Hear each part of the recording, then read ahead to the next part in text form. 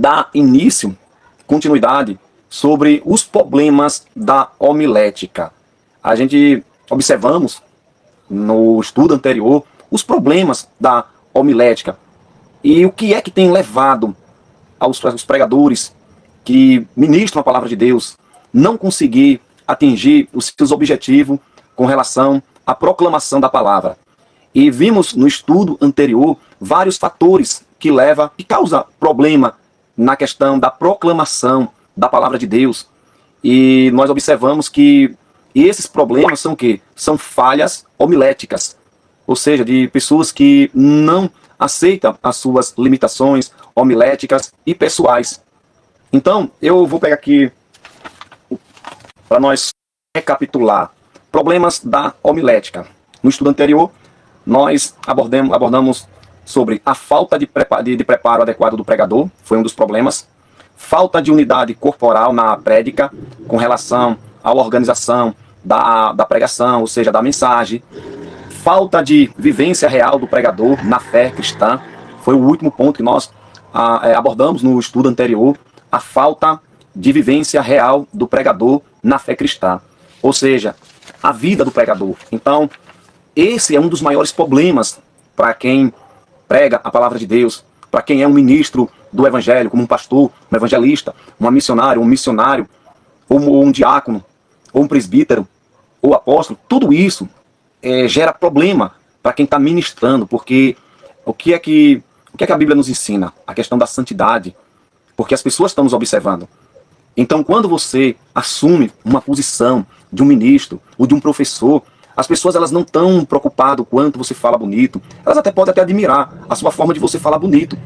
Só que a sua vida é o que vai marcar na vida das pessoas. Você pode aprender sobre homilética, você pode elaborar um sermão, você pode conhecer a Bíblia de capa a capa, mas se a sua vida ela não for exemplo, de nada vai adiantar. Vemos lá no Evangelho de Mateus, lá no seu capítulo 5, quando Jesus diz que nós somos o sal da terra. Então, isso mostra que o ministro do Evangelho, a luz de Cristo tem que resplandecer na vida dos incrédulos, na vida das pessoas da sua comunidade. Então, são a falta de caráter que tem gerado os problemas da pregação, ou seja, da homilética, a falta de caráter. E Paulo vai nos dizer também, lá em 1 Coríntios, se não me engano, o capítulo 4, ele diz que todos os homens considerem como os ministros de Cristo.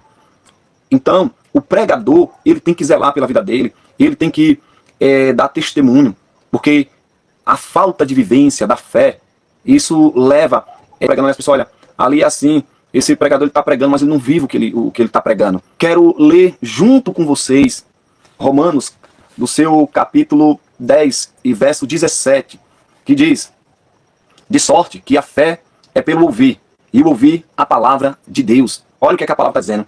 De sorte que a fé é pelo ouvir, e o ouvir pela palavra de Deus.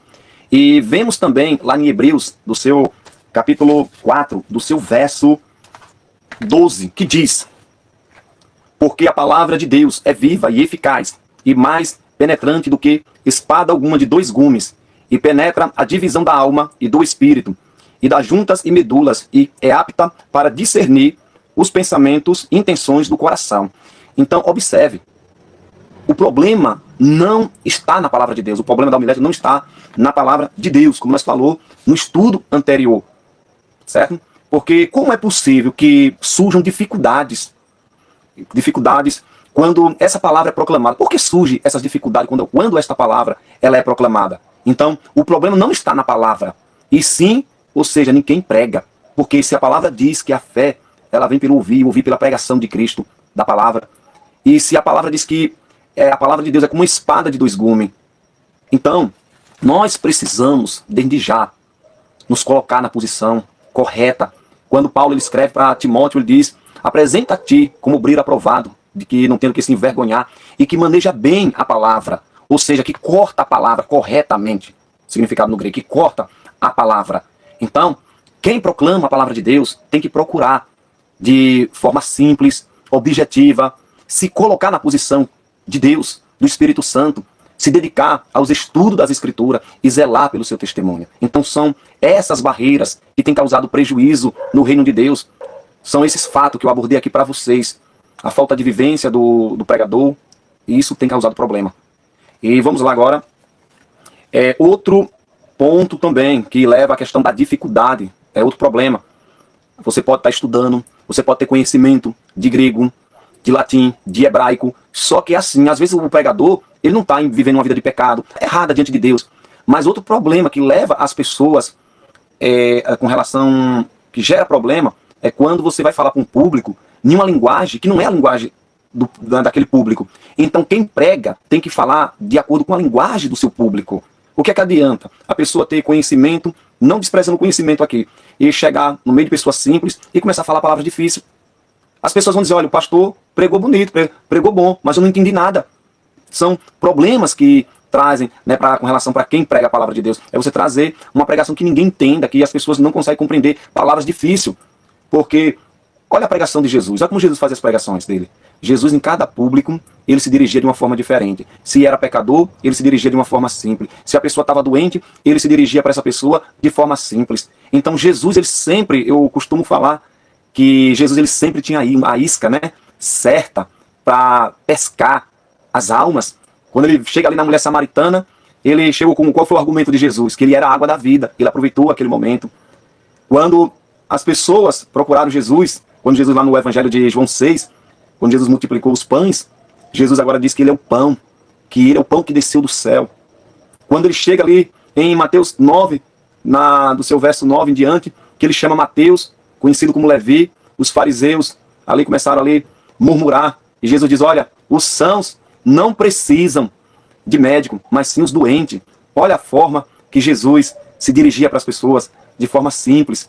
Ele falava de uma forma que as pessoas entendiam. Certo que na Bíblia, Jesus falava por parábola e alguns não entendiam, na verdade, porque era algo ali que era realmente para acontecer aquilo ali, para se cumprir algumas palavras lá do livro do profeta Isaías. Entendeu? Então, são esses fatores que geram problema para quem prega. Você que vai pregar, fale de uma forma simples, que as pessoas entendam. Certo? Correto? Quem está pegando aí a visão aí? Outro ponto também, falta de aplicação às necessidades existentes na igreja. É outro problema, a falta de aplicação, ou seja, a prática da palavra. Às vezes tem muito ensinamento, tem doutrina, tem tudo, mas quando chega na prática, é falha na prática, não acontece. Entendeu? Então, esse é um dos problemas também. Um exemplo, às vezes o irmão ali está passando por uma necessidade, como a Bíblia mostra também, às vezes o irmão está precisando de alimento, o irmão está desempregado, adoeceu, e aí, irmão, eu vou orar por você. Ô irmão, pelo amor de Deus, orar pelo irmão, aonde eu posso tirar 10 reais, 30 reais, onde eu posso juntar ali com alguns irmãos para poder dar uma assistência àquele irmão, eu vou orar. Não, irmão, não é questão de oração, é questão de ação, questão de prática. Entendeu? Às vezes está falando muito de oração, mas a igreja não ora, a igreja não busca. Se está falando muito de amor, mas só que ninguém se ama na comunidade, ou seja, na igreja, os irmãos são inimigos. A questão de prática, né, a falta de aplicação, né, da aplicação prática às necessidades existentes da igreja. São essas coisas que gera, ou que deixa a mensagem deficiente. Outro ponto também, falta de equilíbrio na seleção dos textos bíblicos. Entendeu? Para quem está pegando agora, eu estou falando dos problemas da homilética. Certo? Então, no estudo anterior, eu falei alguns pontos que, na verdade, são um problema, que enfraquece a mensagem do Evangelho. E eu estou aqui abordando os restantes que ficou do estudo anterior. Então, a falta de equilíbrio na seleção de textos bíblicos, que diz, a maior parte das escrituras foi praticamente abandonada na pregação eficiente do Evangelho. O que é que significa isso? Que a maior parte das escrituras, quando se trata do Evangelho, da pregação do Evangelho, foram abandonadas. Mais de 95% dos sermões evangélicos pregados no Brasil baseia-se no Novo Testamento. E, em geral, limitam-se a textos evangelísticos, tais como Lucas 19, do seu versículo 1 até o 10, sobre a questão de Zaqueu. Ou seja, para você entender melhor, essa questão que eu abordei aí, prega muito. A igreja brasileira ela prega sobre o Novo Testamento. Mas vocês já prestaram atenção que hoje não se prega mais uma ministração evangelística, você não vê mais uma ministração evangelística, você não vê mais, assim, raramente você vê pregações que confrontam pecado. Hoje nós vemos o quê? Que você vai receber uma bênção, hoje é o dia, é o seu dia que o Senhor decidiu para você vencer. Hoje vemos muitas ministrações que anulam o sangue de Jesus, que anula a salvação de Jesus, anula o perdão. Por quê? Nós não vemos mais pregações desse tipo. Aqui que nem lá no Evangelho de João, do seu capítulo 1, do seu verso 2, que todos que receberam se tornaram filhos de Deus. Você não vê mais esse tipo de pregação. Se pregam o Novo Testamento, mas limitado, infelizmente. E eu vou dizer aqui uma coisa para vocês, é de doer no coração. É de doer no coração quando você vai para uma igreja, que você vai para um culto. Não estou aqui, pessoal, pelo amor de Deus, não quero, o que eu estou falando aqui para vocês, não quero que nenhum de vocês, ao ouvir eu falando aqui, eu não quero de maneira nenhuma que vocês fiquem contra a igreja de vocês, isso não é minha intenção aqui, entendeu? Mas, geralmente hoje, as pessoas vão para os cultos da igreja, vão para os cultos, atrás de um Deus, como se fosse um amuleto. É oração não sei do que, é oração do que. Hoje você vai receber sua vitória. Gente, e nós não vemos mais mini pregações que falam da salvação. São pregações rasas, pregações de autoajuda. A cada dia que se passa, isso está ficando sério. Você não vê uma pregação falando sobre ressurreição, que Cristo ressuscitou ao terceiro dia, e todos aqueles que crêem nele vão ressuscitar. Nós não vemos mais pregação desse tipo. Se vocês lerem o livro de Atos, vocês vão ver como era que os apóstolos pregavam a palavra. E a pregação naquela época era baseada que ele ressuscitou, que um dia há de voltar para julgar os vivos e os mortos. 95% das igrejas brasileiras prega o Novo Testamento, mas de uma forma limitada. Outra coisa também, se prega muito a palavra, mas você não vê Cristo nessas ministrações. É outro problema que aí encontramos.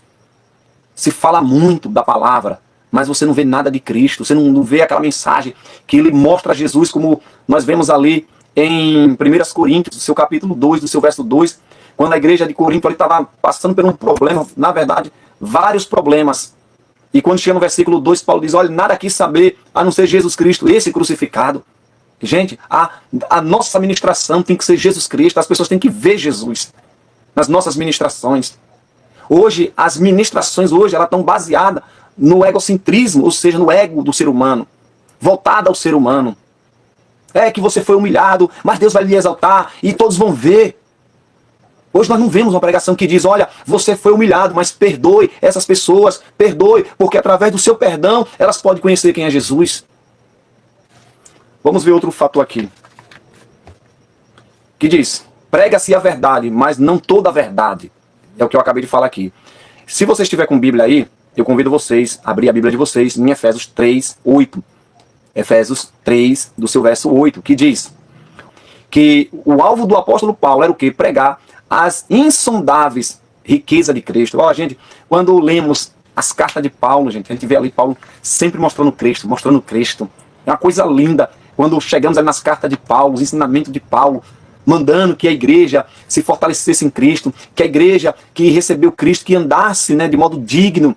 Quando nós lemos ali Efésios, Colossenses, Filipenses, Paulo ali alegre pela convenção daqueles irmãos.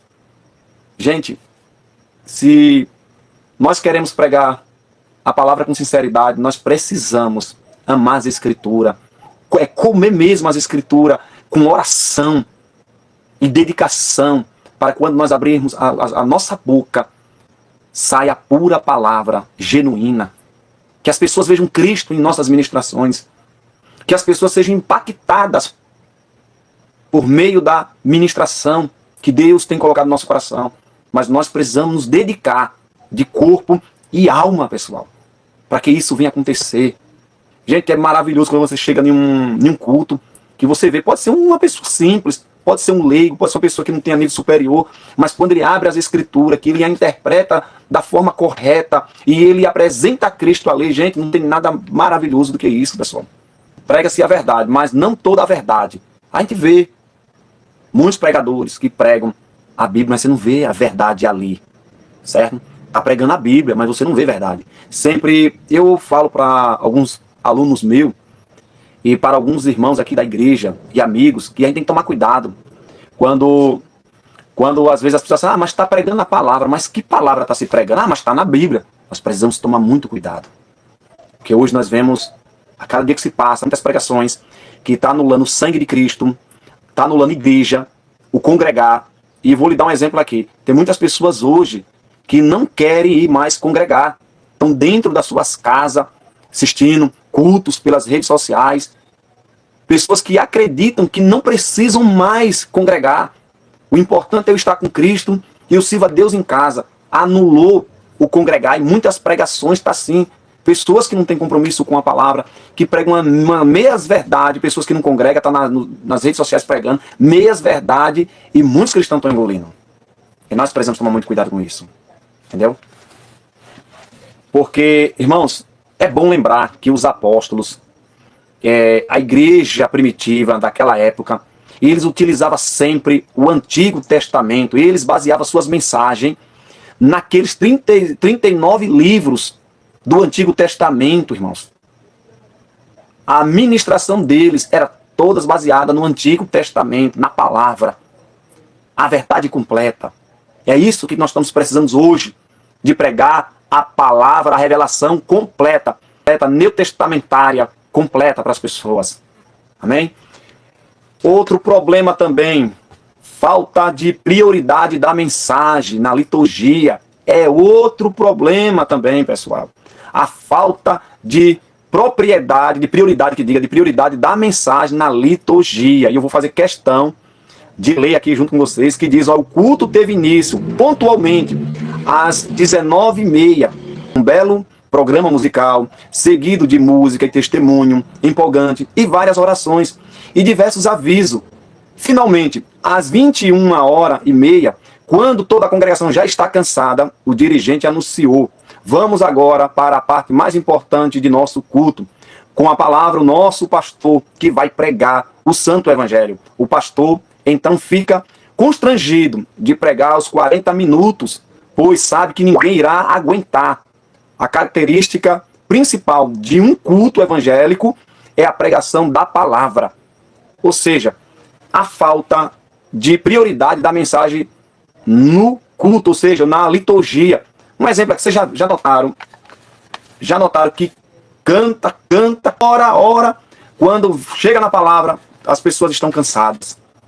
Não tenho nada contra, irmão, a liturgia da igreja, porque cada igreja tem uma liturgia.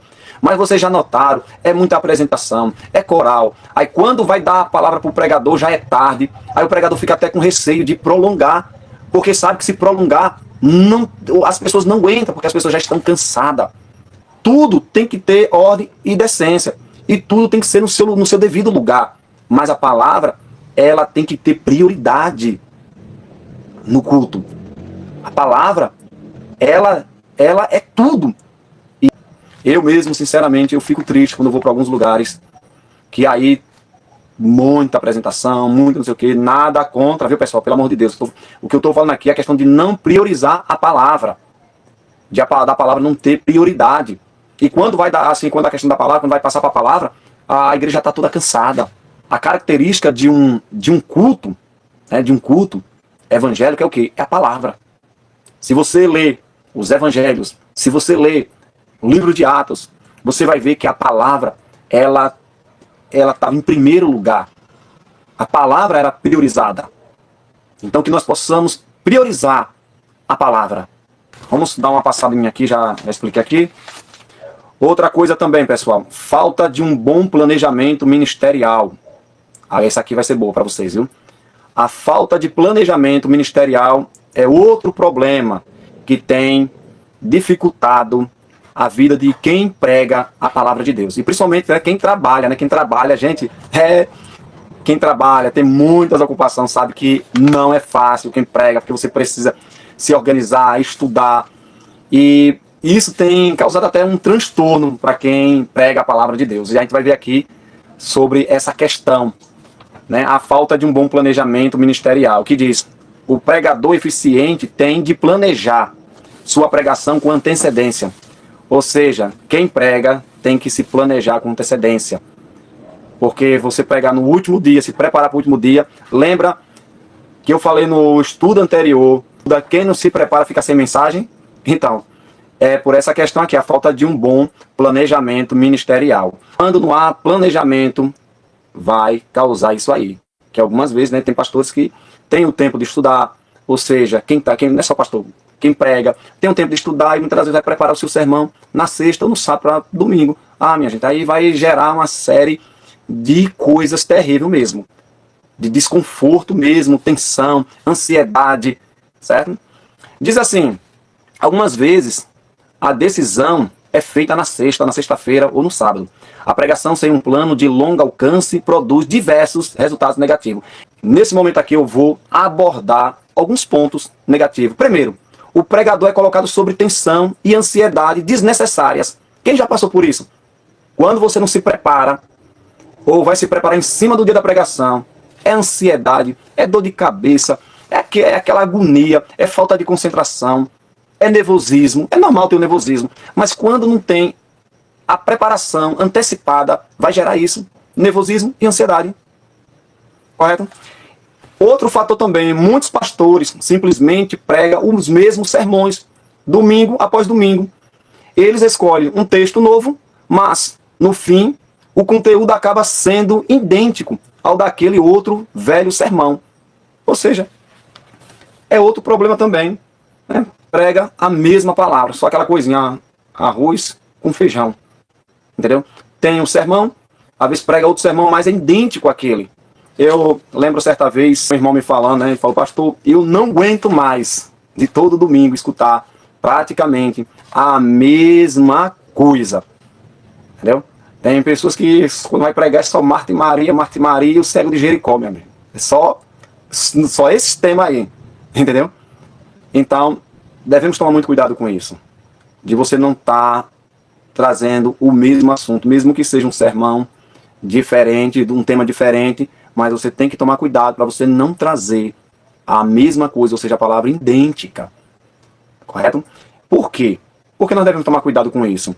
Porque muitas das vezes isso aí é falta de preparo, como a gente vem falando. A falta de preparo, a falta de pesquisa, de mergulhar na Bíblia, de mergulhar em livros, de mergulhar em pesquisa. Em quarto lugar, aqueles que não planejam a sua pregação geralmente cede à tentação do plágio.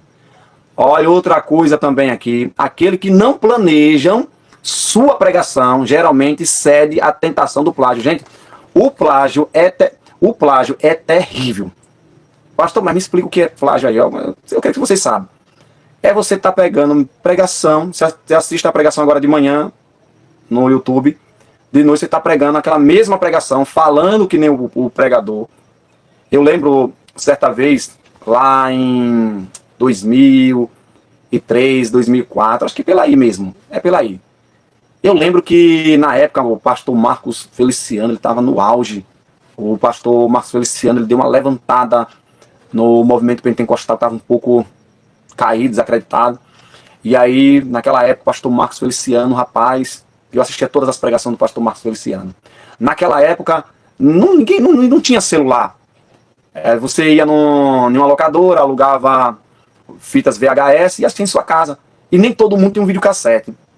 E aí, certa vez, eu fui para um congresso, e o pregador, quando o pregador vai pregar, gente, eita, meu Deus do céu. Eu perguntei assim, é o pastor Marcos Feliciano que está aqui? O cara falava que nem o pastor Marcos Feliciano. Tudo sobre a pregação, ele imitava a voz do pastor Marcos Feliciano, usando a mesma pregação. Aquilo ali é terrível. O plágio. E é triste porque, assim, quem conhece sabe que não é a pessoa.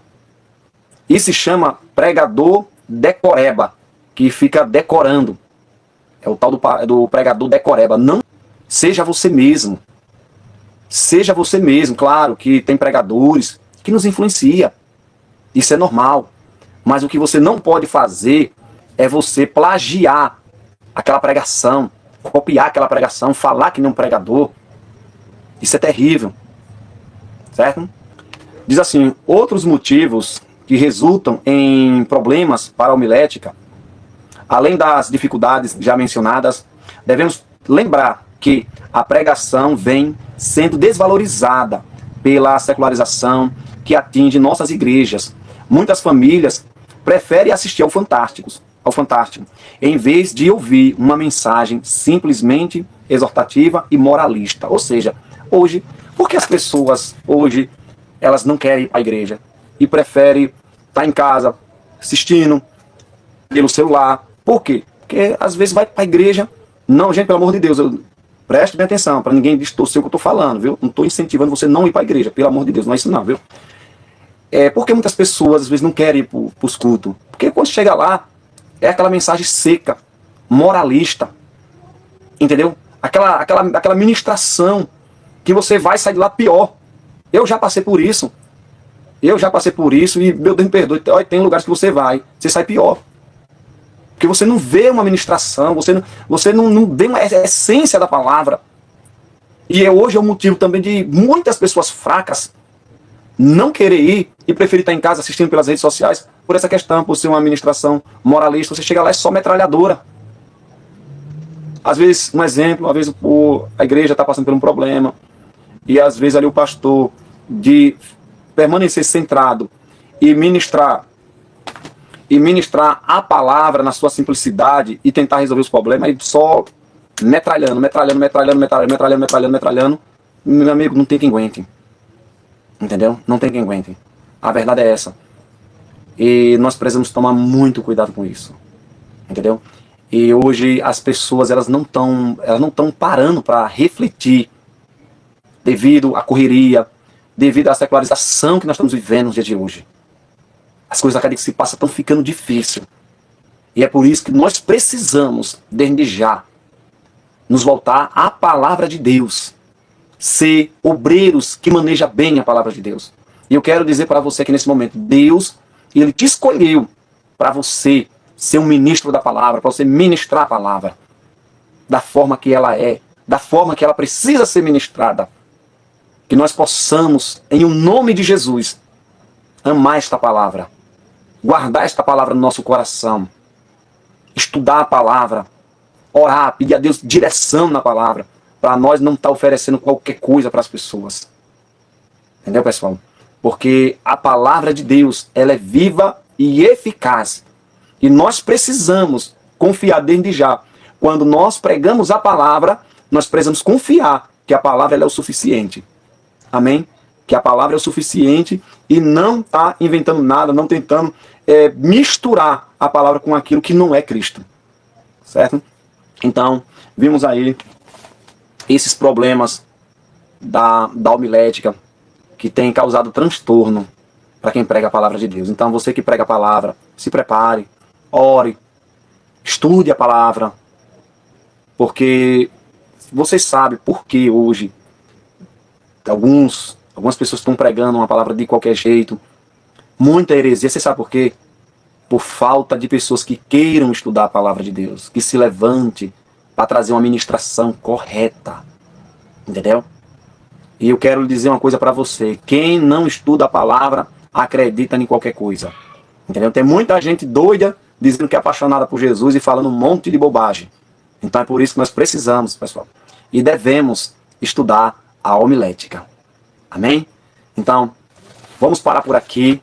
Pessoal, tudo isso aqui que eu estou passando para vocês, não é para vocês se engrandecer, não é para vocês humilhar ninguém, não é para fazer julgamento, às vezes do seu pastor, de quem está lá na liderança. Não é minha intenção, mas é para ajudar você, ajudar a sua igreja, certo?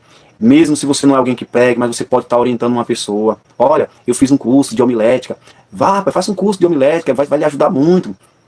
Esse é o objetivo, de ajudar pessoas a contribuir no reino de Deus. Amém?